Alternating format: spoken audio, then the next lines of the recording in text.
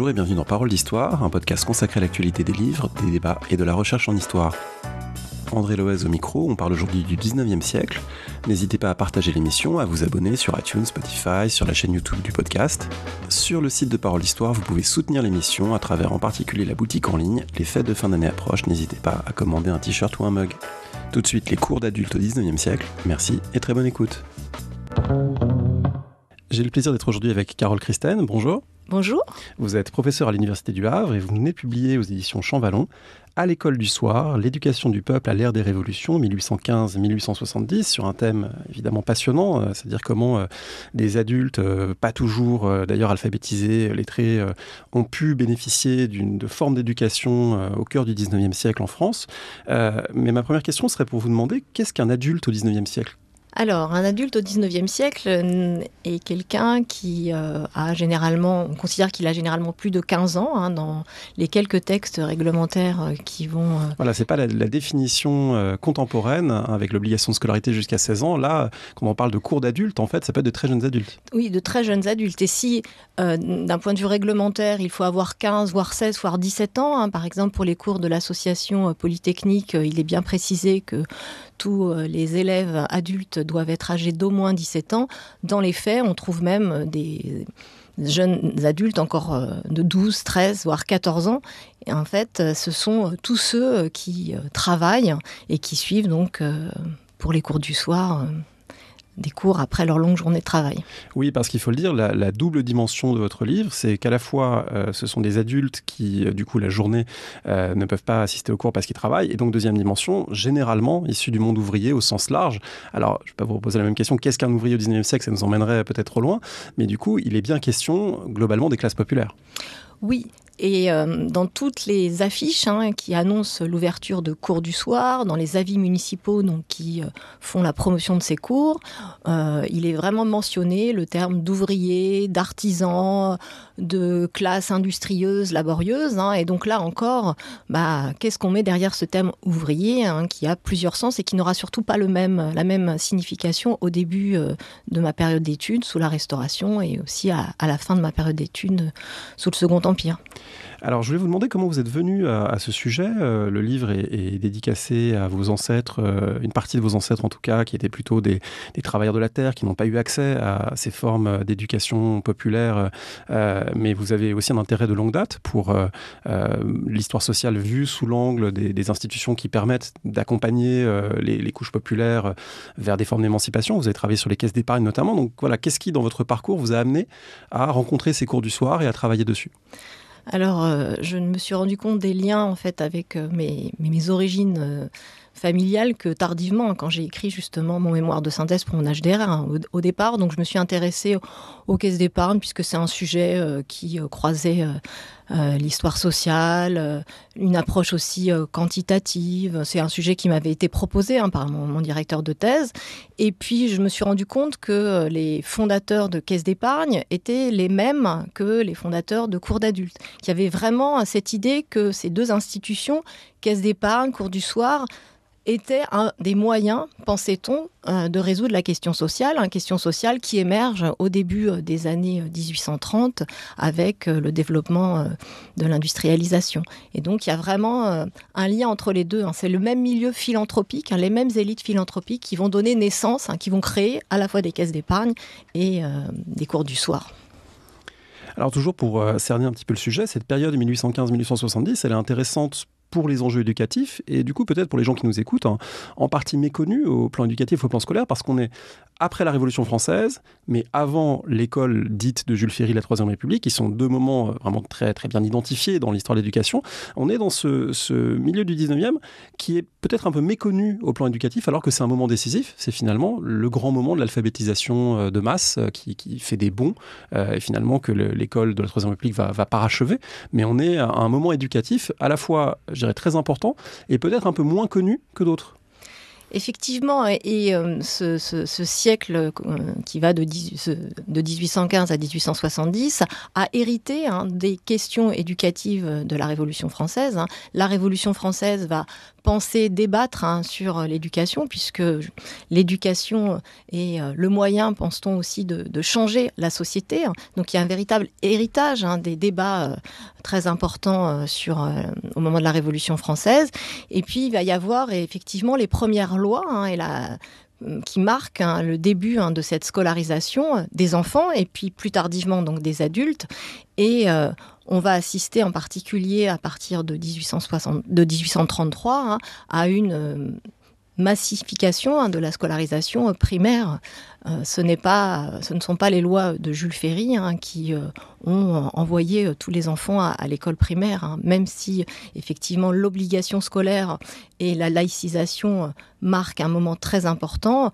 Beaucoup d'enfants allaient déjà à l'école avant que ne soient votées les lois Ferry. Alors pour revenir aux adultes et toujours pour cadrer un petit peu votre enquête et délimiter votre enquête, vous précisez bien que ce sont des cours organisés et pas des conférences. Autrement dit, il faut l'insérer dans un ensemble plus vaste de pratiques éducatives, de pratiques de diffusion du savoir, de vulgarisation, qui existent aussi. On se souvient par exemple du livre d'Alain Corbin sur les conférences de Morterolle, où un instituteur adressait finalement des conférences aux habitants de son village. C'est pas la même chose, c'est complémentaire. Alors les conférences, elles apparaissent plus tardivement. Et puis surtout, les conférences, elles vont au départ même s'adresser plutôt à un public de lettrés, à un public de bourgeois qui va venir écouter des universitaires ou des écrivains sur tel ou tel sujet. Donc les conférences dites populaires, qui vont s'adresser donc finalement au même public que celui qui va suivre les cours du soir, c'est plutôt le Second Empire et surtout la Troisième République.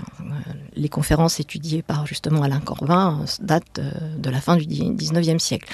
Alors que les cours du soir, il y a vraiment l'idée de combattre d'abord l'analphabétisme.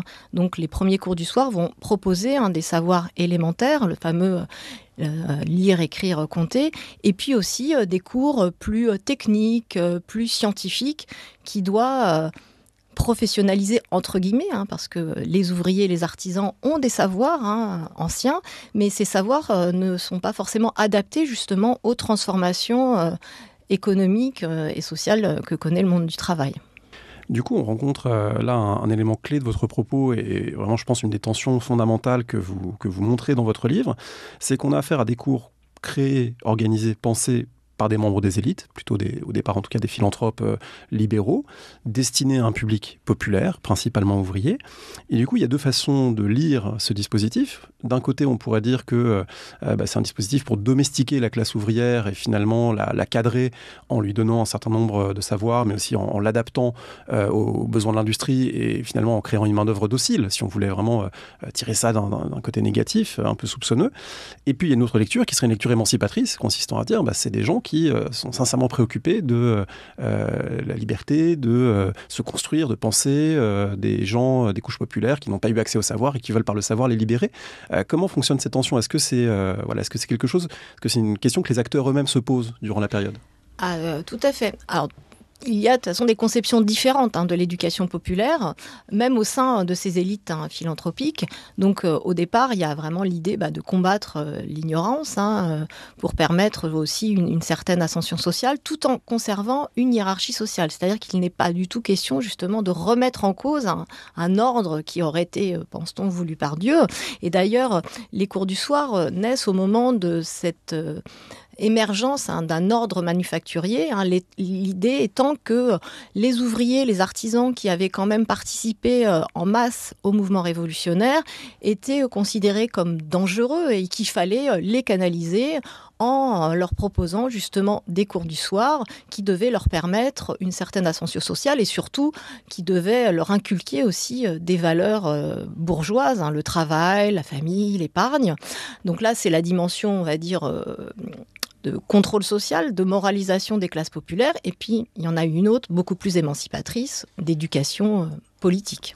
Avec sans doute aussi un élément que certains acteurs formulent et qui est en tout cas présent à l'arrière-plan de beaucoup de choses, c'est que le temps passé au cours du soir n'est pas du temps passé au cabaret à boire, et que la lutte contre l'alcoolisme est aussi quelque chose en filigrane de toutes ces pensées. Effectivement, et on retrouve justement les mêmes arguments que j'avais trouvés pour justifier la création des caisses d'épargne. C'est combattre ces funestes habitudes. Là, je reprends vraiment une expression de l'époque, et ces funestes habitudes étant en particulier le cabaret et la consommation d'alcool, mais pas seulement. Le cabaret est aussi le lieu où on discute, on échange, et ce sont des lieux de politisation et qui peuvent inquiéter justement les élites, même libérales, où il y a vraiment la volonté, comme j'ai dit, de contrôle social et de moralisation, qui va être un fil conducteur pour toute ma période d'études. On retrouve des discours quand même similaires concernant les arguments pour créer des cours du soir.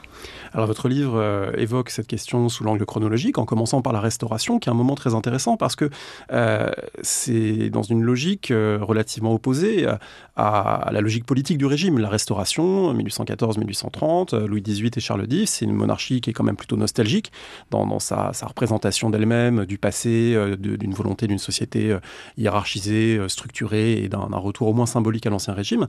Mais en même temps, c'est une société qui se modernise, et du coup, il y a toute une série de gens, des libéraux, qui pensent qu'il faut adapter la société, la transformer, la transformer de l'intérieur. Est-ce qu'on peut dire un mot de ces gens comme le baron de Gérandeau, comme Charles Dupin, qui sont des philanthropes libéraux et qui sont, malgré tout, en opposition au conservatisme du régime ? Alors effectivement, Charles Dupin va être un des premiers à fonder des cours du soir. Alors ce sont des cours du soir qui s'adressent à une certaine élite ouvrière, puisqu'ils vont être ouverts en 1820 au Conservatoire des Arts et Métiers, mais il va même se faire appeler professeur des ouvriers. Donc il incarne effectivement ce symbole d'un philanthrope libéral, qui d'ailleurs est opposé au gouvernement de Charles X, mais il va aussi montrer que ces cours doivent permettre de concurrencer la Grande-Bretagne. Donc en fait, sous la Restauration, il y a une véritable ambiguïté des autorités face à l'ouverture de ces cours, qui sont vus comme des foyers de libéralisme, des foyers justement de risque de renversement ou d'opposition au gouvernement. Mais en même temps, ces cours doivent permettre d'améliorer la formation des ouvriers français, car il y a un discours très présent à l'époque, c'est que l'avance économique de la Grande-Bretagne serait due à une meilleure formation de ses ouvriers. Donc, ces élites libérales suscitent beaucoup de méfiance du gouvernement, mais en même temps, elles représentent une espèce de progrès économique. Donc on a une ambivalence, et ce qui est intéressant, c'est que ces cours du soir, donc, qui sont créés là, au Conservatoire national des arts et métiers, vont être ouverts donc, le soir, mais très rapidement, ils vont être fermés le soir et être ouverts l'après-midi. Donc les ouvriers, bien sûr, ne peuvent plus y aller. Et puis, finalement, en 1825, le ministre de la Marine va encourager l'ouverture de ces cours, en particulier dans les écoles d'hydrographie, pour former, justement, les ouvriers à certains savoirs proposés par Charles Dupin et les autres ingénieurs polytechniciens. Vous avez parlé de cette méfiance d'une partie des dirigeants de la Restauration pour ces cours qui pourraient être un foyer d'agitation. On va en écouter une illustration. C'est ce rapport policier de décembre 1824 que vous avez trouvé dans la série F7, ministère de l'Intérieur des Archives nationales, et qu'on va écouter, lu de nouveau, avec la complicité de Mathieu de Oliveira. Des groupes nombreux d'artisans et d'étrangers, parmi lesquels on a reconnu plusieurs Espagnols, se sont formés avant et principalement après la leçon des professeurs. Dans chacun de ces groupes, on a vu sous divers déguisements des individus qui fréquentent journellement les cabinets littéraires les plus malfamés de la capitale, des négociants du quartier Saint-Martin, et quelques-uns de ces petits littérateurs qui se qualifient eux-mêmes du nom d'hommes de lettres. Ces hommes s'érigeant en orateurs de ces conciliabules cherchent à inculquer dans l'esprit de leurs auditeurs des maximes aussi anti-monarchiques qu'irreligieuses. Favorisés dans ces réunions nocturnes, pour le peu de clarté qui règne dans les lieux voisins et dans les rues adjacentes, ils se livrent à des déclamations séditieuses et on les a entendus attaquer non seulement le système actuel du gouvernement, mais leurs propos n'ont pas été exempts d'insinuations perfides contre la famille royale. Alors là, on voit que l'idée que des gens puissent se regrouper, on rappelle que c'est une époque où le droit d'association et de réunion n'est pas légal, ce droit n'existe pas. L'idée que ces gens puissent se regrouper est quelque chose qui inquiète les autorités. Ah oui, très fortement, puisque quand c'est surtout la sortie des cours qui est surveillée, puisque à la sortie des cours, les ouvriers peuvent justement aller au cabaret, discuter. Alors discuter pas forcément des cours qu'ils ont suivis, mais discuter du gouvernement, critiquer le gouvernement, en particulier au moment où il y a cette montée même du libéralisme et de ce qu'on peut appeler aussi une internationale libérale. Et on voit bien dans les rapports de police qui sont lus le lien entre le contexte politique national et même international et la peur que ces cours soient vraiment des lieux de politisation de la classe ouvrière et donc des lieux d'émancipation politique. Est-ce qu'ils sont gratuits, ces cours ? Alors, ces cours sont gratuits. La seule chose qui est payante, c'est parfois les résumés de cours qui sont proposés, en particulier au Conservatoire des Arts et Métiers, mais ils sont complètement gratuits. Et ces professeurs des ouvriers donnent ces cours, bien sûr, bénévolement. Alors dès cette première période de la Restauration, on comprend que c'est pas facile pour vous comme historienne de retrouver cette nébuleuse de cours. Il y en a qui sont visibles parce que parisiens, avec ce caractère institutionnel du Conservatoire des Arts et Métiers. Il y en a qui sont beaucoup plus éphémères et beaucoup plus difficiles à retrouver. Du coup, comment vous avez travaillé pour les retrouver ? Vous avez parlé tout à l'heure des affiches. Elles jouent un rôle important dans votre travail parce que ça permet d'identifier parfois quelque chose dont on n'a pas d'autres traces. Oui, alors les premières données statistiques sur les cours d'adultes datent du début de la Restauration, de la monarchie de Juillet, et donnent quelques indications sur le nombre des cours créés à la fin de la Restauration. Mais il faut vraiment se méfier de ces statistiques parce qu'elles ne prennent en compte qu'une partie des cours, puisque il y a vraiment différents acteurs qui ouvrent ces... Donc les affiches ont été une source importante, affiches que j'ai trouvées dans les archives souvent municipales. Et puis il y a aussi ces fameux rapports de police que vous avez cités, puisque souvent on évalue le nombre de cours. Par exemple, dans ce rapport, on dit que 600 auditeurs suivaient tel cours de Charles Dupin. La semaine suivante, ça peut monter jusqu'à 2000. Donc c'est une quantification qui est difficile, mais qui est quand même possible. Et à partir de la deuxième moitié du 19e siècle, surtout sur le Second Empire, là, on a des données un peu plus fiables. Et puis, chaque cours qui est créé peut donner lieu aussi à des comptes rendus imprimés, où là aussi, on a des données statistiques, comme ceux pour l'association Polytechnique ou l'association Le Libre pour l'éducation du peuple. Alors, ces données, vous les travaillez, mais en même temps, je trouve que, et c'est vraiment une chose qui m'a frappé dans votre livre, avec une grande honnêteté, vous êtes capable aussi de dire quand vous ne savez pas. Et je pense que méthodologiquement, notamment pour les étudiants qui nous écoutent, c'est intéressant à prendre en compte cette idée qu'on peut travailler sur un sujet, produire un véritable savoir positif, mais il faut aussi savoir dire à un moment, là, on ne sait pas, ou là, on ne peut pas le dire, ou là, on a du mal à cerner, par exemple, à faire la sociologie exacte de qui assiste à tel cours sous la monarchie de Juillet. On n'a pas les sources pour le faire. Est-ce que c'était important pour vous aussi de dire explicitement quels étaient les contours de ce que vous saviez, et puis qu'est-ce qu'on ne pouvait pas tout à fait savoir ? Oui, puisque je trouve que ça fait partie justement du travail de l'historienne et de l'historien, de montrer aussi les limites des sources qui sont à notre disposition et comment aussi essayer de combler les blancs de ces sources et de montrer que que la construction aussi du savoir historique se fait aussi avec des blancs, des hypothèses. Et j'aurais bien aimé effectivement avoir davantage de sources qui m'auraient permis... Des autobiographies en particulier. Des autobiographies et puis aussi des listes d'auditeurs. Alors j'en ai trouvé quelques-unes, en particulier aux archives de Paris concernant les cours qui ont été créés par les frères des écoles chrétiennes. Mais effectivement, les autobiographies manquent beaucoup pour ma période d'études. Il y en a un peu plus pour la période suivante. Un de mes doctorants travaille sur la période 1860-1914 pour Paris et il a trouvé davantage justement de témoignages autobiographiques. Mais c'est vrai que pour ma période, il y en a peu. Le livre s'ouvre avec plusieurs images, plusieurs représentations iconographiques. Qu'est-ce qu'on peut dire de ces images ? Est-ce que c'est aussi des sources ou est-ce que c'est finalement des représentations idéalisées avec ces blouses bien sagement ordonnées ? Ça contraste évidemment avec d'autres représentations du 19e siècle, du monde ouvrier débraillé ou dangereux. Là, on a vraiment l'impression d'une belle mise en ordre. Qu'est-ce qu'on peut en faire de ces images ? Alors, ces images, elles sont assez rares, hein. J'en ai trouvé vraiment très peu, hein, 3-4 lithographies pour ma période d'études.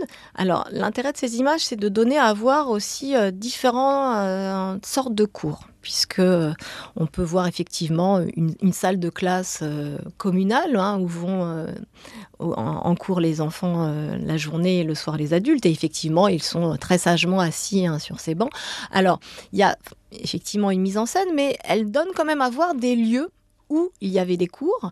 Et c'est ça qui est intéressant, c'est de montrer que la diversité des cours se voit aussi à travers ces différentes images et à travers ce qu'on donne à voir. J'ai trouvé aussi une lithographie qui représente un cours qui ressemble d'ailleurs plus à une conférence, parce que là, on voit que les ouvriers n'ont pas de tablette, ne peuvent pas prendre de notes a priori, mais qui est dans une salle municipale, je suppose une salle d'une des mairies, puisque c'est une salle municipale, oui. Et puis on a aussi une représentation de fameux amphi pour les ouvriers au Conservatoire des Arts et Métiers. Donc ces sources quand même permettent, hein, avec, dans une optique d'histoire effectivement plus culturelle ou des représentations, d'approcher, hein, ces lieux où étaient donnés ces cours du soir. Alors sur le contenu des cours, vous en avez déjà un petit peu parlé, il y a vraiment une dichotomie entre deux grandes logiques, une logique plutôt basique d'alphabétisation, du B à bas et de l'accès à l'écrit, puis une logique de perfectionnement qui est intéressante parce que on a l'impression qu'on est en train un peu de changer de modèle, que des artisans qui avaient un savoir en partie empirique, manuel, vont devoir, ou en tout cas on va chercher à leur apprendre le dessin géométrique, des manières de conceptualiser de façon plus abstraite les objets qu'ils sont en train de faire. Par exemple, pour des menuisiers, faire un meuble, va être quelque chose qu'on va enseigner de façon beaucoup plus abstraite, avec des découpes, avec des formes, avec de la géométrie, à un niveau assez élevé. Comment c'est reçu ce savoir assez théorique, assez poussé par des artisans dont c'était finalement le savoir-faire initial ? Alors là aussi, on a très peu finalement de sources, hein, qui nous permettent de mesurer la réception de ces cours, c'est-à-dire comment effectivement ces ouvriers, ces artisans recevaient les savoirs qui leur étaient octroyés, hein, par les élites. On en a quelques-uns. Une des plus importantes étant bien sûr celle de Martin Nadeau, hein, qui va justement, lui, ouvrir des cours du soir et mettre en pratique, hein, les enseignements qu'il a reçus. Il va chercher, alors il n'est pas le seul, à montrer que finalement des savoirs plus techniques, plus géométriques, comme la géométrie appliquée aux arts, le dessin linéaire, doivent permettre de perfectionner effectivement le travail et aussi de gagner du temps.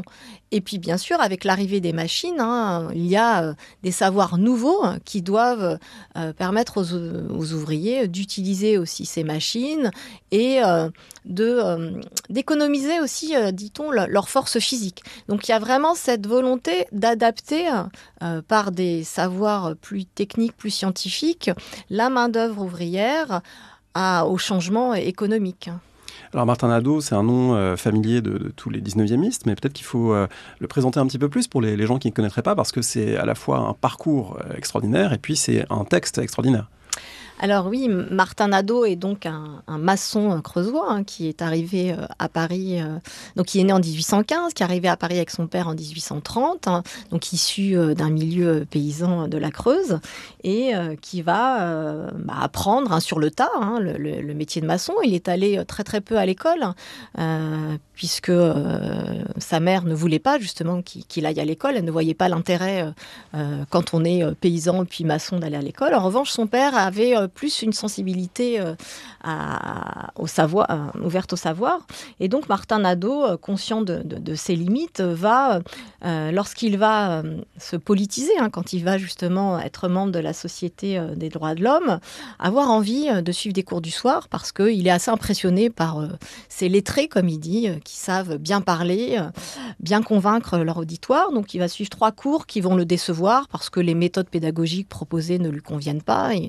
Et il va alors ouvrir dans sa petite chambre un cours du soir réservé à une quinzaine d'ouvriers.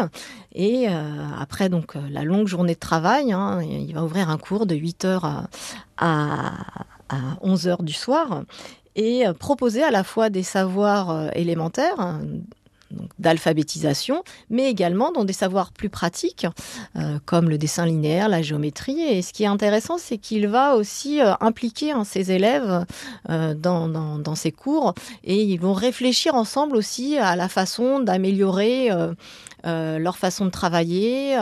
Et ces cours vont se terminer à chaque fois par des lectures politiques. Et donc là aussi, on a une dimension politique, bien sûr, au cours de Martin Nadeau, puisque Martin Nadeau va devenir, en 1849, il est élu député républicain de la Creuse. Et il va ensuite connaître aussi, sous la Troisième République, une belle carrière politique. Il va être de nombreuses fois réélu député, et puis même il sera sénateur. Donc on a un exemple d'autodidaxie ouvrière assez remarquable. Alors du coup, le cas de Martin Nadeau est intéressant aussi parce que ça montre une initiative individuelle, privée, à côté d'autres qui sont plus institutionnelles comme le Conservatoire des Arts et Métiers. Autrement dit, on a quelque chose qui est pour l'instant pas tellement cadré par l'État et qui relève plutôt du foisonnement de la société et d'initiatives locales, municipales, individuelles, issues des élites, parfois issues des ouvriers eux-mêmes. Donc voilà, il n'y a pas une seule logique dominante de ces cours, mais plutôt un foisonnement. Oui, et d'ailleurs, moi, ce qui m'a intéressé, c'est d'étudier la période où il y avait une espèce de foisonnement, de nébuleuse, comme je l'ai appelé, de nébuleuse de création de cours du soir. Donc il n'y a pas d'institutionnalisation, et la difficulté a été justement d'essayer d'appréhender l'ensemble de ces cours qui peuvent être créés, comme vous venez de le rappeler, par l'initiative privée, par l'initiative individuelle, par les mairies, par des associations. Et donc, il y a des industriels parfois qui se disent ça pourrait être bien que mes ouvriers, après leur journée de travail, se perfectionnent. Ah oui, il y a eu des cours du soir, en particulier par les Schneider, qui ont été créés. En fait, la plupart des patrons vont créer aussi des cours du soir. Donc ça fait partie du paternalisme patronal, connu aussi comme stratégie d'encadrement de la main-d'œuvre. C'est une stratégie d'encadrement de la main-d'œuvre, de contrôle social. On retrouve exactement la même démarche que, de toute façon, ces élites philanthropiques, ces élites économiques qui cherchent justement à discipliner leur main-d'œuvre avec l'argument d'une ascension sociale, d'une amélioration de leurs conditions de vie par l'acquisition du savoir. Quand on s'adresse à des adultes, on a l'impression qu'on a peut-être plus de liberté, ou on est peut-être plus obligé d'innover au point de vue pédagogique, parce qu'on a un public très disparate dans ses savoirs. On a des gens qui sont peut-être moins dociles que des petits de 7 ans. Et du coup, est-ce que ça n'oblige pas aussi les gens qui créent ces cours à réfléchir à des formes d'éducation un peu différentes ? Vous parlez notamment de l'éducation mutuelle, qui est quelque chose de très intéressant. Alors, la méthode mutuelle, elle a été importée donc, de Grande-Bretagne au tout début du 19e siècle, mais au départ, elle est destinée aux enfants. Elle n'a pas été spécifiquement inventée pour les cours du soir. Et donc, c'est une méthode qui consiste à faire des élèves qui sont le plus avancés, des instituteurs. Ça permet justement de faire aussi des économies, puisqu'on ne va rétribuer qu'un seul instituteur qui va former plusieurs moniteurs. C'est le système qu'on retrouve aussi aujourd'hui avec le tutorat. Et alors, cette méthode mutuelle va très vite être utilisée dans les cours du soir, mais elle ne va pas forcément faire l'unanimité. Par exemple, Martin Nadeau va, parmi les cours du soir qu'il va suivre avant de créer son propre cours du soir, être nommé moniteur dans un des cours, et il aura l'impression de ne rien apprendre, et c'est aussi pour ça qu'il va abandonner ce cours. Donc, en termes d'innovation spécifique pour les adultes, c'est plus à la fin du 19e siècle, et souvent justement il y a un décalage entre la pédagogie qui est une pédagogie destinée aux enfants et une pédagogie qui ne va pas forcément être spécifique pour les adultes, puisque parmi les nombreux cours du soir qui sont ouverts, ils sont assurés par des instituteurs qui font la classe le jour aux enfants, et ils ne vont pas forcément changer leur méthode. Il y a une dimension très infantilisante de ces cours du soir. On est ensuite sous la monarchie de Juillet, on a commencé un petit peu à en parler avec Martin Nadeau, et là il y a une association qui joue un rôle assez important, l'association Libre pour l'éducation du peuple, et notamment parce que il semble que certains de ses professeurs, comme Perron ou Le Chevalier, assument la dimension politique de leurs cours, peut-être plus qu'auparavant. On est un peu moins obligé de déguiser derrière de la géométrie ou du savoir technique des choses, notamment des cours d'histoire qui sont politisés et qui sont rendus possibles par une monarchie de Juillet initialement, en tout cas plus libérale, plus ouverte que ne l'était la Restauration. Alors, cette association libre pour l'éducation gratuite du peuple, elle est née d'une scission de l'association Polytechnique. L'association Polytechnique a été créée justement au lendemain de la révolution des Trois Glorieuses. Elle est destinée donc à former les ouvriers de Paris. Mais très rapidement, au sein de ces associations, où il n'y a au départ que des polytechniciens, il va y avoir des dissensions politique.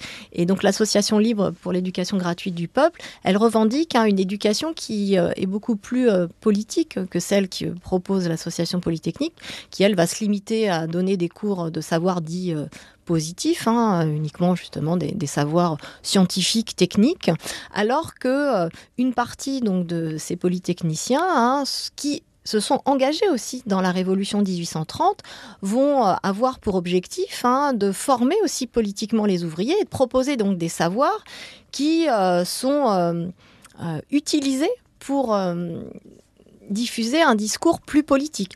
Les cours d'histoire vont être l'occasion pour le chevalier, qui est donc un ingénieur polytechnicien au départ, il donne des cours de physique et puis il va très rapidement abandonner les cours de physique pour les cours du soir. Et donc ces cours du soir sont l'occasion pour Victor le Chevalier de montrer les bienfaits de la République. Et donc il va proposer une histoire de France qui est très critique à l'égard justement de la monarchie et en particulier de la monarchie de Juillet.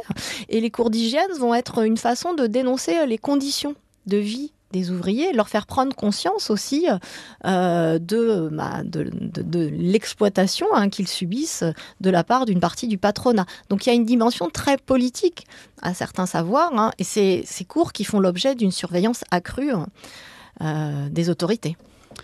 Le 19e est un grand siècle de l'imprimé populaire, un grand siècle du livre. On avait reçu à ce micro notamment Jean-Charles Gesselot pour en parler.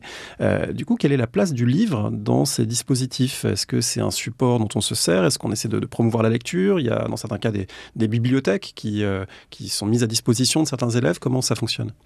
Alors, ce qu'on appelle les bibliothèques populaires vont apparaître un peu plus tardivement, mais très rapidement, le livre va quand même occuper une place importante dans ces cours du soir. J'ai cité Martin Dano, qui terminait ses cours par des lectures à la fois de brochures révolutionnaires, mais aussi il lit l'amenait à ses élèves, et puis il va surtout aussi leur lire des journaux. Et puis vous allez avoir d'autres aussi créations comme l'ancêtre des bibliothèques en fait publiques par les associations. L'association Polytechnique très rapidement va ouvrir une bibliothèque à destination des ouvriers, et puis vous allez avoir aussi d'autres professeurs des ouvriers comme Agricole Perdiguier qui va proposer dans les cours qu'il va aussi ouvrir le soir aux ouvriers rue du Faubourg Saint-Antoine des lectures, et au moment de la Deuxième République vont être mises en place des lectures publiques qui souvent suivent un cours du soir ouvert dans une des mairies à Paris. Des lectures publiques, donc des lectures à voix haute. Alors je me suis posé la question en vous lisant, est-ce que c'est des lectures publiques à voix haute parce qu'on se dit que tout le monde ne sait pas lire, n'ira pas soi-même vers le livre ? Est-ce qu'on se dit que c'est une manière de choisir des textes et de donner accès à des textes que les ouvriers eux-mêmes n'auraient pas choisis ou auxquels ils n'auraient pas eu accès ? Qu'est-ce qu'il y a derrière cette pratique de la lecture publique qui n'est pas du coup la lecture silencieuse pour soi, auquel peut-être tout le monde n'a pas accès ? Alors il y a effectivement l'idée que une partie des ouvriers n'est pas alphabétisée, donc n'a pas accès directement à ces livres. Et puis, il y a la découverte de grands auteurs qui n'est pas forcément accessible aux classes ouvrières. Donc, il y a à la fois la dimension aussi de distraction, c'est-à-dire qu'on allait aux lectures du soir comme aujourd'hui on irait au cinéma. Donc c'est une lecture plus spectacle. C'est un moment de sociabilité. C'est vraiment un moment de sociabilité. Et puis souvent, ces lectures étaient suivies de discussions. Les ouvriers pouvaient aussi poser des questions aux fameux lecteurs du peuple, comme ils se nommaient. Et donc ces lectures du soir, c'est vraiment un lieu de distraction, de socialisation, d'ouverture à des savoirs littéraires auxquels n'aurait pas eu accès cette classe ouvrière sans l'ouverture de ces lectures. Si on avance dans le temps et si on schématise, évidemment, on aurait la Restauration qui était, disons, plutôt méfiante malgré tout sur le principe, tout en espérant une amélioration économique. On a une monarchie de Juillet plus libérale, mais qui continue quand même d'encadrer ses cours. Et on arrive à une Seconde République en février 1848 qui, initialement en tout cas, a, dans son discours et dans le discours de ses dirigeants, un véritable projet d'émancipation populaire, d'une république fraternelle, d'une république démocratique et sociale. Du coup, qu'est-ce que ça change dans l'environnement, un peu l'écosystème des cours du soir, cette irruption de la République ? Alors, cette irruption de la République va multiplier le nombre d'initiatives de cours du soir. Le ministre de l'Instruction publique, Hippolyte Carnot, va d'emblée encourager la création des cours du soir. Des cours du soir qui vont s'ouvrir dans des lycées à Paris. Le lycée Charlemagne va être vraiment le lieu où on se multipliait au début de la Deuxième République, les cours du soir. En plus, c'est pas loin du Faubourg Saint-Antoine, donc il y a un public qu'on peut drainer. Tout à fait. Donc, le gouvernement de la Deuxième République va chercher à encourager l'ouverture des cours du soir à Paris, mais pas seulement en province. On a vraiment des circulaires, des instructions ministérielles très précises concernant ces cours. Et puis, il y a aussi l'impulsion donnée aux lectures du soir qui doivent accompagner ces cours du soir. Avant cette ouverture de lecture du soir, il y avait bien sûr un accès à la lecture, mais qui devait peut-être être plus réduit. Donc vraiment, il y a un projet d'éducation populaire des enfants, bien sûr, mais pas seulement, aussi en direction des adultes. Et j'ai trouvé aux archives de Paris des dossiers assez volumineux concernant l'ouverture de cours du soir avec des belles affiches montrant le programme des cours. Là encore, on retrouvait une variété de savoirs qui allaient des savoirs élémentaires à des savoirs beaucoup plus techniques, scientifiques, dits professionnalisants. Cette Seconde République connaît évidemment elle aussi un tournant conservateur, en particulier après les journées de juin 1848, cette insurrection ouvrière parisienne réprimée violemment.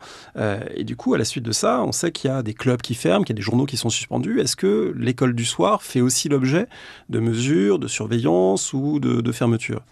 Alors, les cours du soir qui avaient été ouverts au début de la Deuxième République vont être fermés pour la plupart. On a vraiment une chute du nombre de cours qui vont être ouverts, cours qui aussi ont été fermés parce que ces cours étaient donnés par des républicains et par des instituteurs aussi républicains. Et donc, on va assister à une période très noire pour ces cours du soir. Et il faudra justement attendre la relance des cours du soir par un ministre de l'Instruction publique, Victor Duruy, pour avoir de nouveau une offre large de cours du soir.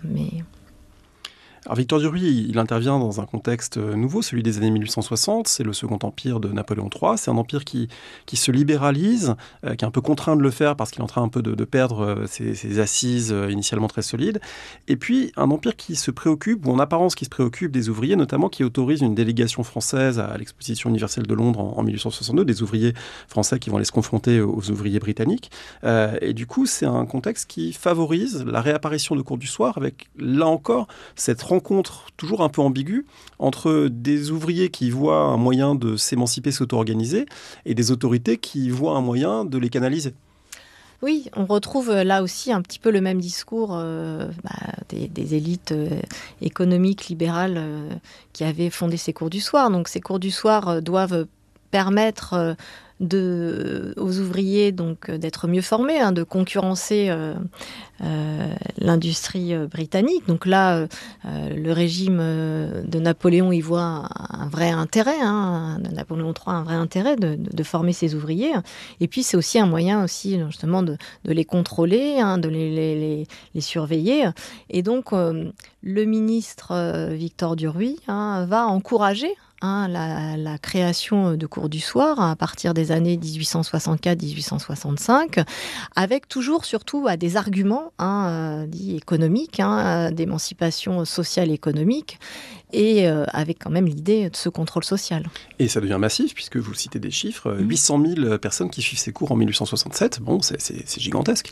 Voilà, alors pareil, là il faut aussi se méfier de ces statistiques, puisque il y a un fort taux d'abandon et la difficulté pour ces ouvriers c'est comme les MOOC qui suivent les cours du soir, c'est d'être assidus. Et donc en fait, ces données statistiques portent sur l'inscription des cours, mais il faudrait savoir combien, à la fin de la période des cours, qui durait généralement 3-4 mois, hein, pendant l'hiver, il y avait effectivement d'ouvriers qui suivaient ces cours, mais il y a effectivement massivement des ouvriers qui vont suivre des cours sous le Second Empire.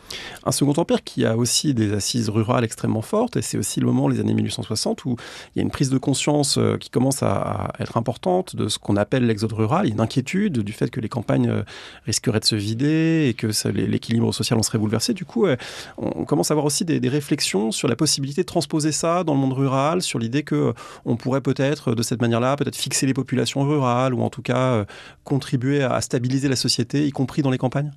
Oui, la spécificité des cours qui vont être impulsés justement par Victor Duruy, c'est qu'ils sont aussi destinés au monde des campagnes, parce que jusqu'à présent, la plupart des cours que j'ai évoqués étaient davantage ouverts en ville. Oui, d'ailleurs, on ne l'a pas dit, on a eu l'impression qu'on parlait que de Paris, mais en fait, vous montrez des cartes qui révèlent que c'est l'ensemble du territoire qui est concerné, avec une concentration plus forte à Paris, mais voilà, presque chaque ville moyenne avait ses associations, ses cours du soir. Voilà, et c'était essentiellement quand même le monde urbain qui voyait l'ouverture de cours du soir, alors que justement avec Victor Duruy, pour lutter contre l'exode rural, on va chercher à ouvrir des cours du soir qui doivent permettre aussi de diffuser des enseignements plus agricoles, des enseignements qui doivent permettre de fixer la main-d'œuvre dans les campagnes et éviter que celles-ci partent en ville.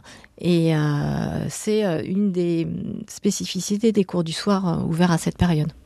Les années 1860 dont on parle, c'est aussi un moment important pour l'accès des femmes à l'éducation. On sait que la première bachelière, c'est Julie-Victoire d'Aubier en 1861. Du coup, ça se traduit aussi dans ces cours du soir qui sont restés très masculins, vraiment de façon écrasante jusque-là. Et dans les années 1860, on voit que la féminisation progresse, pas de manière démesurée, mais malgré tout, il y a davantage de cours féminins. Oui, au tout début des années 1860, on a à peu près 4% seulement de femmes qui suivent des cours du soir, d'après ces statistiques ministérielles, dont je rappelle... Oui, c'est des ordres de grandeur, sans doute. Voilà. Alors qu'à la fin du Second Empire, on a 15% de femmes dans l'effectif total des élèves adultes. Donc là, on voit effectivement qu'il y a une petite progression. On avait aussi quelques cours qui avaient été ouverts pour les femmes dès le début de ma période, mais ils étaient très peu nombreux. Et on a évoqué l'Association libre pour l'éducation gratuite du peuple. Et une de ses originalités à cette association, c'était de proposer des cours pour les dames. Donc on avait avant le Second Empire quelques cours destinés aux femmes, et ils étaient effectivement très très peu nombreux, puisque on considère que le rôle des femmes n'étant pas d'être forcément formées et de rester justement cantonnées à la sphère familiale. Du coup, quels sont les attendus de ces cours féminins ? Est-ce qu'il y a cette dimension, on va dire, inégalitaire marquée aussi dans le contenu de l'enseignement, ou est-ce que il y a des outils d'émancipation ou d'accès à des savoirs qui pourraient un peu transformer le destin social de ces femmes ?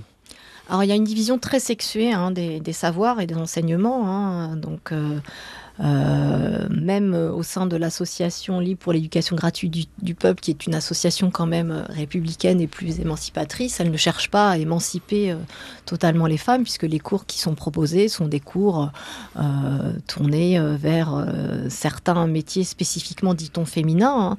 Donc il y a, par ces cours proposés aux femmes, une possibilité d'émancipation sociale et économique, mais qui n'est pas totale, puisqu'il y a une très forte quand même division sexuée des savoirs, et les savoirs proposés aux femmes vont être des savoirs comme la comptabilité, des savoirs nécessaires aussi aux travaux d'aiguille, dit-on, ou aussi des cours d'hygiène pour permettre à ces femmes qui suivent des cours d'être des bonnes mères aussi.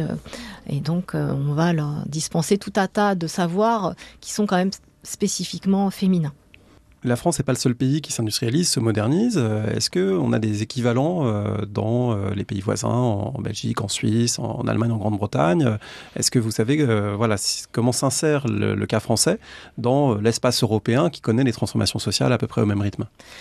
Alors, les cours qui ont été créés en France sont aussi inspirés, ça je l'ai montré, par des expériences anglaises. Les premiers cours d'adultes d'alphabétisation sont très fortement inspirés par l'exemple anglais, et donc dans toutes les villes marquées par une forte industrialisation, il y a des cours du soir qui s'ouvrent, mais le terme d'éducation populaire est difficilement en fait même transposable dans d'autres pays. Donc c'est assez compliqué de mesurer aussi et de comparer en fait les cours du soir qui ont été ouverts dans d'autres pays européens, mais on a effectivement d'autres expériences connues ici ou là, mais c'est pas exactement le même discours même qui est derrière, puisque les cours qui sont ouverts en France sont très marqués par les débats aussi qui ont eu lieu au moment de la Révolution française. Donc on a quand même une spécificité française dans ces cours du soir. Alors c'est un sujet qui n'est pas un sujet purement académique pour vous, puisque vous présidez actuellement la Société d'histoire des révolutions de 1848 et du 19e siècle, et c'est une société qui a son université populaire. D'ailleurs, on diffuse dans ce podcast autant que possible ces séances, les mercredis des révolutions. Du coup, est-ce qu'en travaillant sur ce sujet d'un côté et en organisant ou co-organisant une université populaire qui, le soir, à la mairie du 18e à Paris, accueille un public, alors certes, peu ouvrier, semble-t-il, mais malgré tout, dans une démarche d'accès au savoir, est-ce que ça vous a fait réfléchir à l'intersection, finalement, entre le passé et le présent ? Oui, tout à fait, surtout que les premières universités populaires ont été fondées à la fin du 19e siècle, au début du 20e siècle. Donc moi, je ne les ai pas étudiées pour ce livre, mais les premières universités populaires naissent aussi d'une certaine façon des cours du soir. Donc il y a un lien. Et cette université populaire qui est proposée par la Société d'histoire de la Révolution de 1848 et des révolutions du 19e siècle, permet de faire sortir justement les savoirs en dehors des cercles académiques. Et donc, on retrouve la même démarche que celle qui avait présidé au départ au cours du soir. Sauf que, comme vous l'avez justement rappelé, on n'a pas un public d'ouvriers ou forcément de classe populaire, mais on a un public qui n'est pas un public forcément familier avec certaines thématiques ou certains savoirs qui sont proposés soit par des universitaires ou par des journalistes, des écrivains. Et donc il y a cette rencontre entre des savoirs académiques et des savoirs moins académiques. Du coup, on va peut-être rappeler que c'est ouvert à tout le monde, que vraiment tout le monde est bienvenu à la mairie du 18e. Ça commence en janvier, je crois, 2024. Non, la première séance commence à la fin du mois, le 29 novembre, et c'est une séance sur théâtre et révolution. Voilà, donc à la mairie du 10e à Paris, vous retrouvez l'information sur le site de la Société d'histoire du 19e siècle. Merci beaucoup, Carole Christen. Est-ce que pour terminer, vous auriez un conseil de lecture que vous voudriez partager ? Alors, c'est un livre que j'ai lu, il y a 3-4 ans, qui s'appelle « Tu n'habiteras jamais à Paris » d'Omar Benlalla, et qui parle aussi d'éducation populaire et qui croise en fait le passé, le présent et expérience personnelle et fiction, puisque Omar Benlalla va à travers un dialogue entre son père, qui est un ouvrier maghrébin, donc arrivé en France en 1963 pour reconstruire justement Paris. Il va être maçon. Et donc dans ce livre, Omar Benlalla fait un parallèle entre la vie de son père ouvrier maghrébin du XXe siècle, et Martin Nadeau, qui arrive donc à Paris, comme je l'ai dit, en 1830. Donc on a un récit croisé qui rend compte du Paris du XIXe siècle et du Paris de la seconde moitié du XXe siècle. Merci beaucoup. On rappelle le titre de votre livre, Carole Christen, à l'école du soir, l'éducation du peuple à l'ère des révolutions, 1815-1870, aux éditions Champvallon. Merci beaucoup.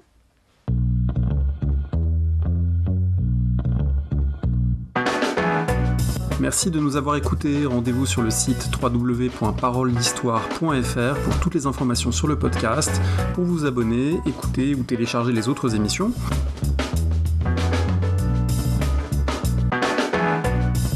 La discussion se poursuit aussi en ligne, notamment sur Twitter. Vous pouvez poser des questions @paroledist et à bientôt pour un prochain épisode.